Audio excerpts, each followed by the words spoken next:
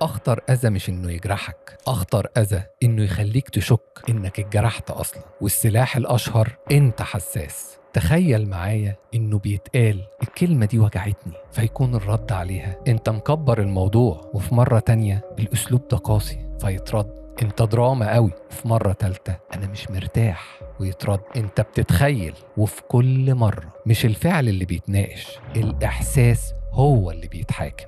وبعد فترة يحصل شيء مرعب، مش إنك بتسكت، إنك بتبدأ تستأذن على مشاعرك وتقول لنفسك معلش يمكن أنا غلط، يمكن أنا حساس فعلا. وهنا الإنذار الداخلي بيتعطل، مش لأنك ضعيف، بس عشان اتعلمت إن وجعك مش دليل، وجعك تهمة. دي مش اختلاف وجهات نظر على فكرة، ده تلاعب بالمعنى.